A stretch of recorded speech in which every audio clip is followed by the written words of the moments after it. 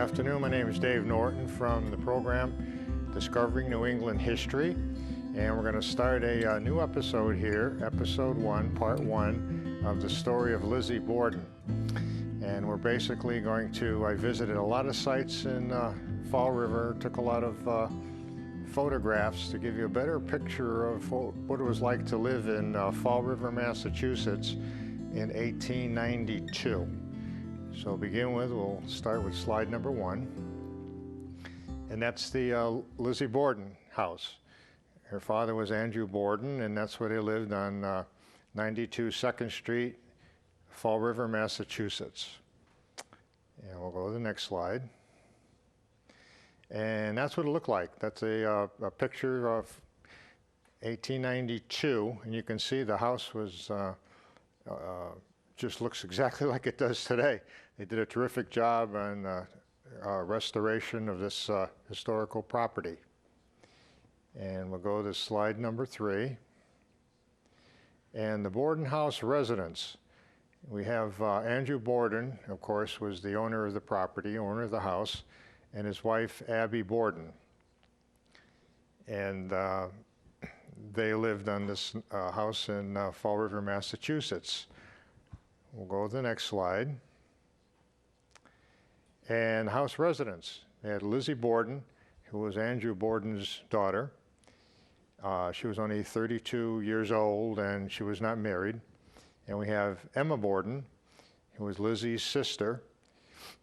And then we also have Bridget Sullivan, also lived in the house, and she was the maid to the Borden. She also lived in the house.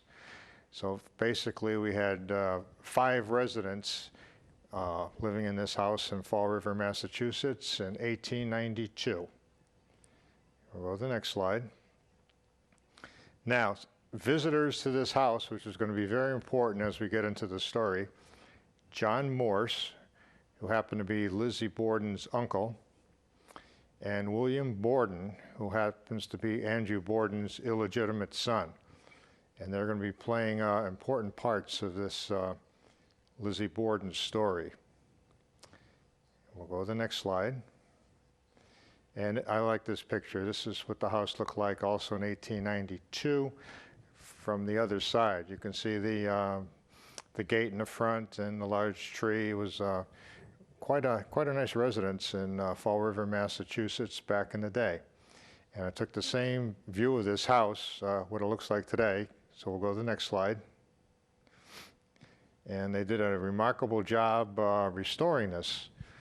And it's today you can actually visit it. It's became a bed and breakfast, if you can believe that.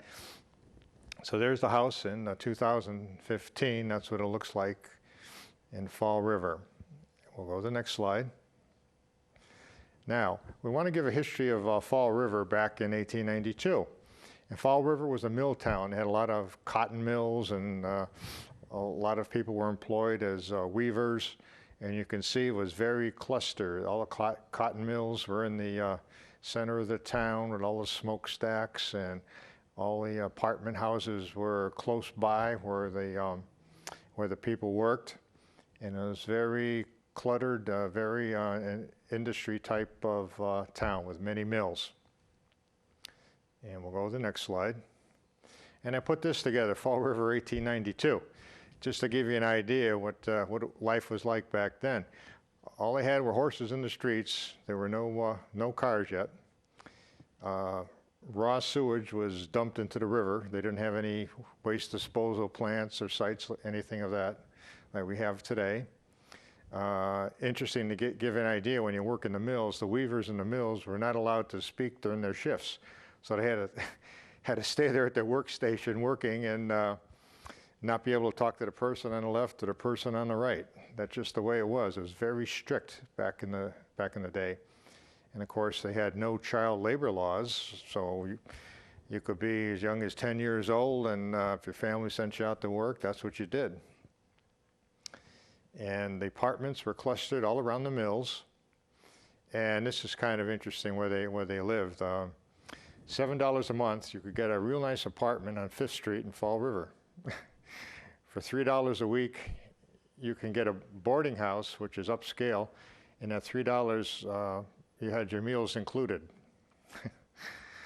And the front doors, now all the people in the town of Fall River, and during the summer, of course, there's no air conditioning, anything like that.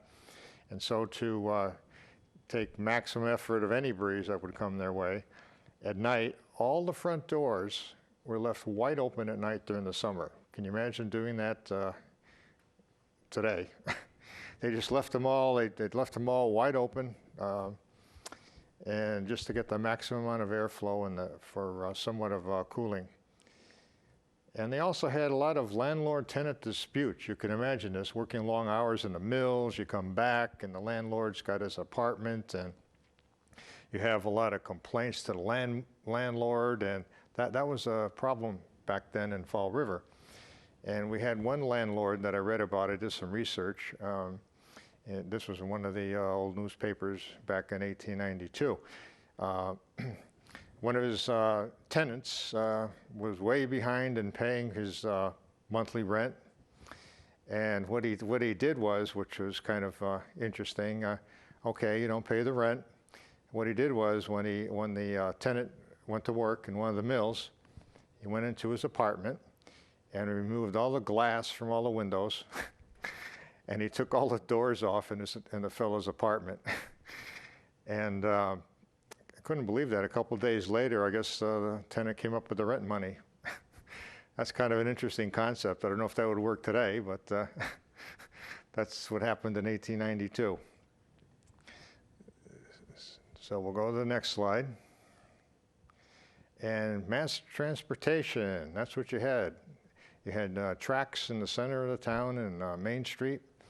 And to get around, if you didn't have your own horse, you would have this trolley. And of course, the trolleys, there's no electricity. So the trolleys were pulled on these tracks by horses. And there's an actual picture in Fall River of the mass transportation they had back in 1892. And we'll go to the next slide. And they were really proud about this. I researched some of the old newspapers, and this was a brand new fire truck they got. And it's a pump truck and horse-pulled, horse-drawn. And this was the big event for the city of Fall River back in the day. And we'll go to the next slide. And this is a great shot. It shows the Main Street in Fall River, and it shows the cluster of houses, and this is what life was back there. And we'll go to the next slide. Now, we're going to go into a little bit of background here. Lizzie Borden. Let's go a little bit about her life, and I tried as best I could to find a lot of the landmarks that still exist. Of course, there's a lot of renovation over the years in Fall River. Route 195 went through the center of town. There's a lot of changes, and I wasn't sure if I could really find too much to put this story together. I've seen other episodes on television and other documentaries. They really don't show a lot about Fall River. They concentrate mainly on just the Borden house and the subsequent murder mystery that was evolved from the house. So we'll go to the next slide. And I did a little comparison here, which I like to do from time to time. Try to take the same angle of the house. There's the Borden house in 1892 on the left, and there it is today in 2015 that I took. And you can see it was terrific restoration was done. The actual barn, which is on the left, in 1892, I'm told it was actually fell apart and was destroyed and was rebuilt. And now you can see it in 2015. They reconstructed the barn and they turned that into a gift shop as part of the property. But they basically kept it just the way it looked back in the late 19th century. So we'll go to the next slide. And the Borden house life, what was it like? Well, they didn't have any electricity, And it was, you know, in 1892, we were right on the threshold here. You know, towns really didn't have the electricity yet. They were just getting into some gas lighting type of thing, and it was really quite rural back then, if you think about it. So for lighting, they used the Bordens used kerosene lamps. You can see a typical kerosene lamp over there on the left side. And for water, they didn't. A lot of houses had city water, but this house did not. It had its own well, and so you would have the kitchen sink, and next to the sink, you'd have one of these well pumps to pump water. And the interesting thing that I read is because you don't have any hot water heat or anything like that, how do you take a nice hot bath? And what they had to do is, if you can imagine this, they would go to the sink, they would take the pump into a bucket, and then walk over to the wood stove, which is there on the right, and heat the water up, and then walk into the bathroom, pour the bucket into the tub, and you got to hurry up because otherwise the water's going to start getting cold again. So we'll go back to that slide again, and that's how they survived. The doors were locked. Andrew Borden did not believe, like the rest of the residents, leave his front door open and everything. Every door had actually 3 locks on it. And he locked up all the doors, and he liked to lock up all the windows, and that's just the way he decided to run his household. And of course, they had wood stove, and that was used for heating and for cooking and for boiling hot water for your bath. And that's the way they lived back there in Fall River, Massachusetts. So we'll go to the next slide. Now we have Lizzie Borden and her stepmother. Now her real mother died when she was very young. She was only 2 years old, and her mother died, and then the father remarried. So Abby Borden now was her stepmother, and she absolutely resented her stepmother. I guess you'd have to use the word hate, and that would be a good word to use. They just, if Abby was in one room, then Lizzie would not go in that room, type of thing. All the meals that they ate, if there was breakfast, Andrew and Abby and the maid and Emma, they would all sit down and have breakfast, and Lizzie would stay upstairs in her room every morning. When they'd finish breakfast, she would go down and have her breakfast. When they had big supper at night, the same thing. She refused to eat any meals or associate anything at all with Abby. She actually hated her stepmother, and that was very tense, as you can imagine, in that house. We'll go to the next slide. This is called the N.B. Borden School. I found that, and that's did some research, and that's where Lizzie Borden went to grammar school. And the building's still there today. There's a picture there of it. 43 Morgan Street in Fall River. A lot of people drive by and don't put that together with the Lizzie Borden story. But that's where she went to school. And we'll go to the next slide. And this is an old picture. Of course, the market's long gone, but this is called Whitehead's Market, and that's in downtown Fall River, just to give you an idea of what life was like in Fall River. And that's where the Bordens did all their shopping for produce and all their meat and everything else. That's where they got all their food, downtown Fall River. And we'll go to the next slide. Now, when she graduated from grammar school, she went up the street to Fall River High School. And I got a copy of this photo, and I enhanced it, so it looks, that's the best I can get it. Came out pretty good. And that's the high school building. It's no longer there, and that's where she went to school. She kind of had a very ordinary type of existence back at that time. And did what everyone else did, went to grammar school, went to high school, really no problems at all during this period of her life. And we'll go to the next slide. And she was also a Sunday school teacher, a church teacher. So I did some research. I said, well, if she went to church, churches are generally probably the last things that any town would demolish in any renovation. So I know there's got to be a church here somewhere. Sure enough, I found the church, and that's on the next slide. Here's your picture. It's called the Essential Congregational Church, and it's on 100 Rock Street in Fall River. And if you can take a look, there's the church, there's the steeple, and you can see the construction that was actually from a postcard taken back in the late 1800s. Now, if you keep in mind where that tower is and whatever, and I took the same picture this summer, so I'll be on the next slide. And there it is, the Central Congregational Church, where Lizzie Borden was a Sunday school teacher. And you can see the steeple over there. It's all covered. And I believe they do that because of wear and tear to help preserve it. They may be working on a restoration project. It's quite a landmark. If you go to Fall River like I did, I usually go on a Sunday when there's not many cars there, so I can take a picture so that it looks almost like it's back in time. And we'll go to the next photo. Andrew Borden, businessman. Now, Andrew Borden, a lot of people, they don't really cover this, and he was quite a successful businessman in the city of Fall River. You can see this here. He was the president of the Union Savings Bank.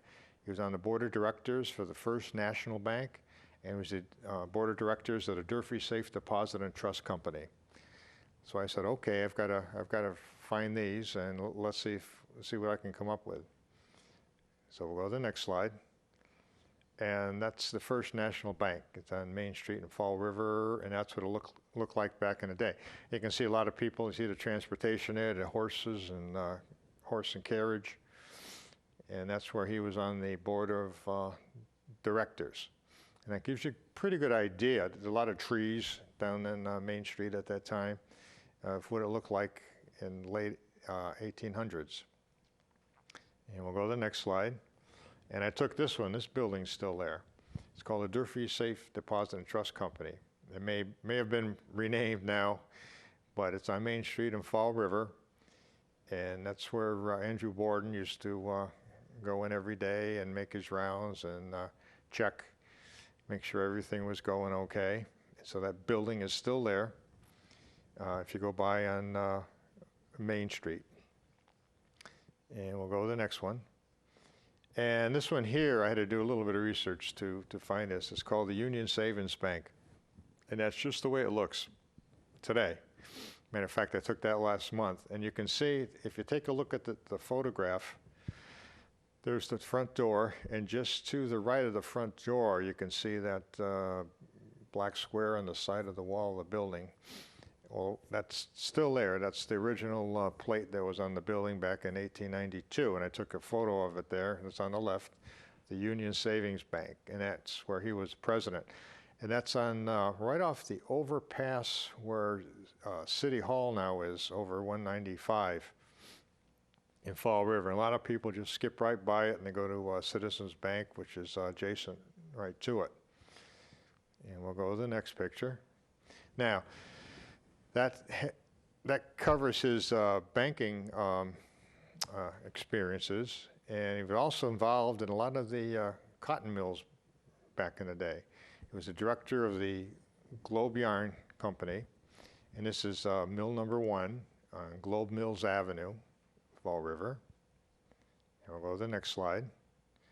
He was also on the board of directors of this is also Global Yarn Mill number 2, and this is on another location on Globe Street in Fall River.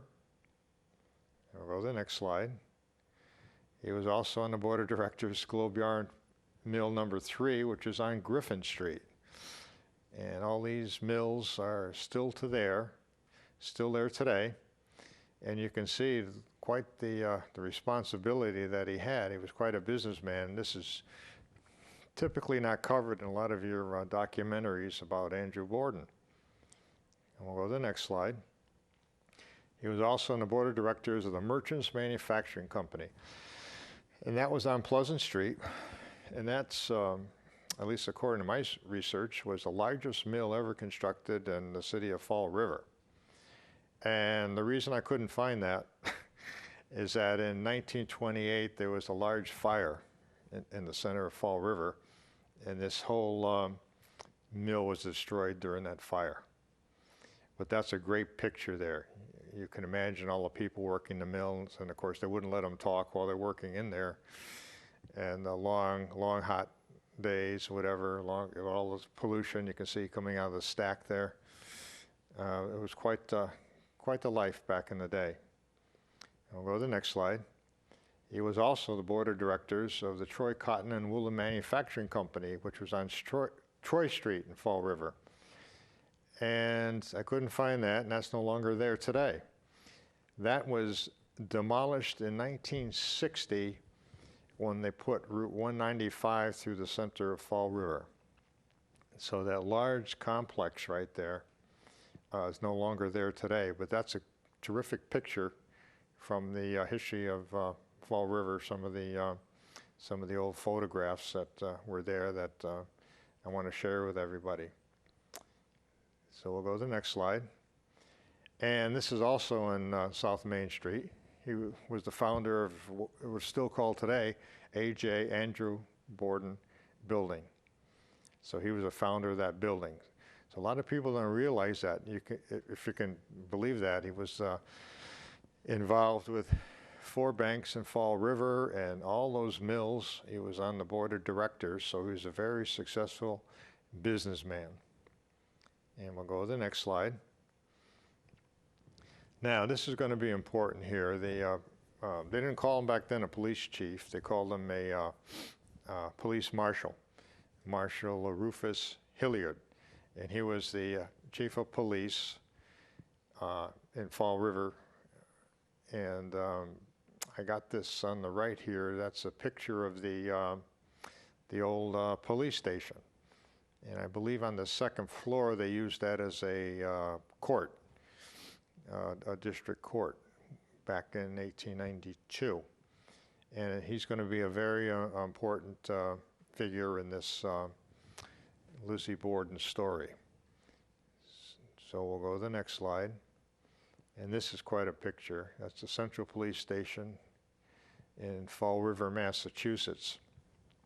And this one was interesting because you can see I mentioned all around the mills and all around the different buildings, clusters of apartments and tenement houses, and because you got to remember Fall River was quite an industrial complex back then, and hundreds and thousands of workers all depended on work in the textile mills and in Fall River. And it was quite a bustling city.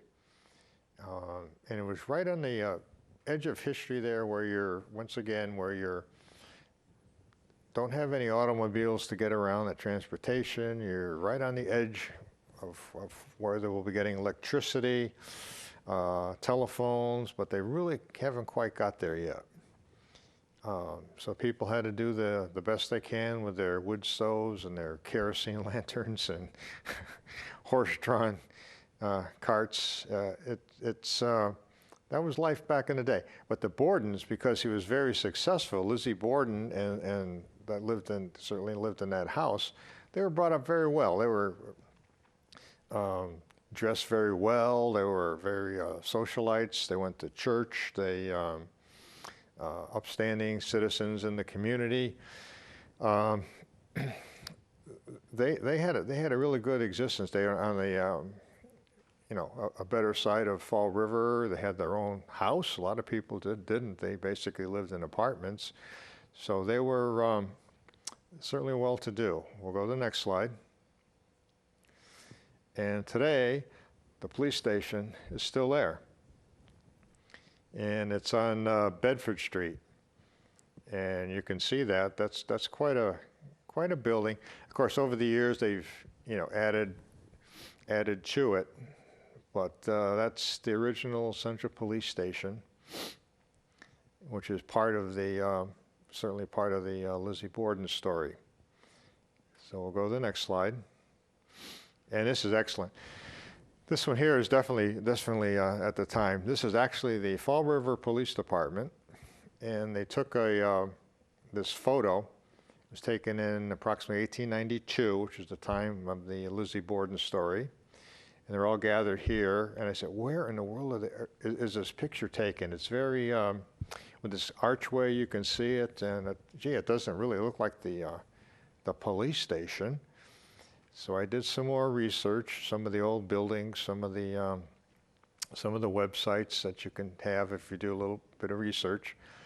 And I got it. I said, I know exactly where this picture was taken.